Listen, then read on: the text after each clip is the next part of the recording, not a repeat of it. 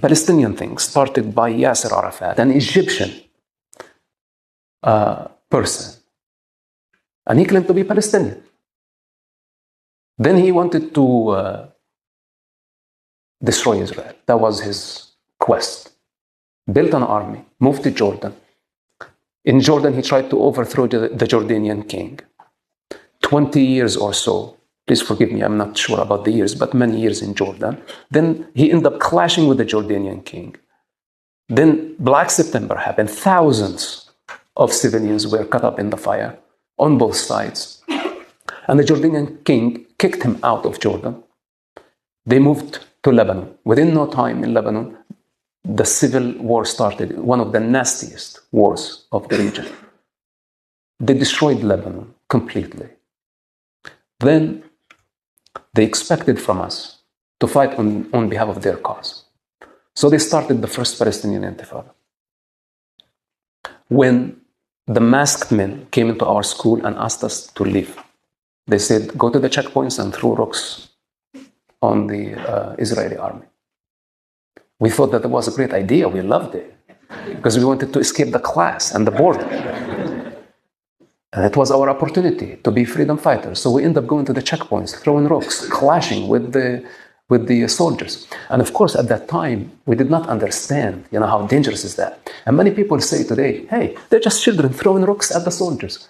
We say, no, this is a barbaric practice. Coming from savage societies, to stone somebody to death. It's much worse than a bullet to hit someone with a rock.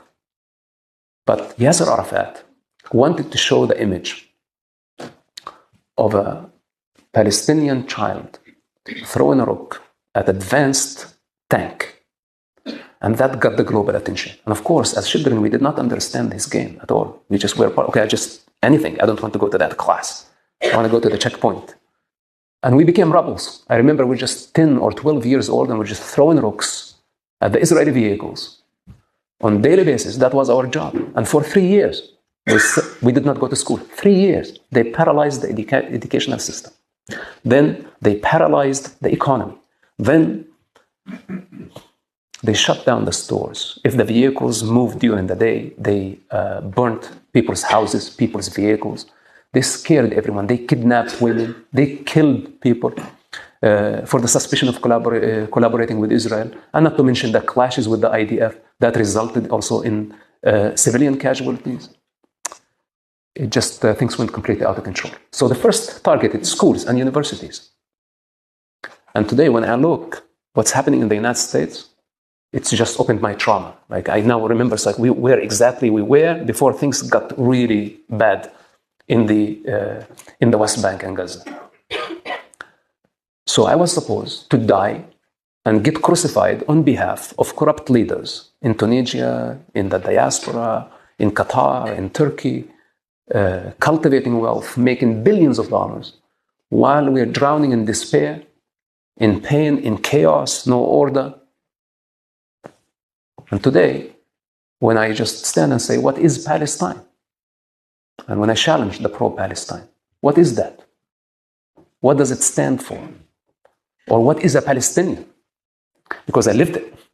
And I know it's a black hole. And nothing can satisfy it.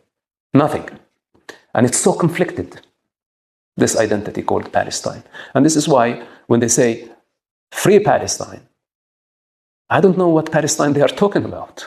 The Hamas Palestine, the Fatah Palestine, the Public Front Palestine, and all of them don't agree on one concept.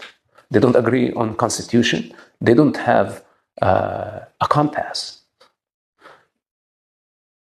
And if they succeed, God's forbidden, of destroying the only democracy in the Middle East, I guarantee you that after that, they will kill each other. Because this is tribalism.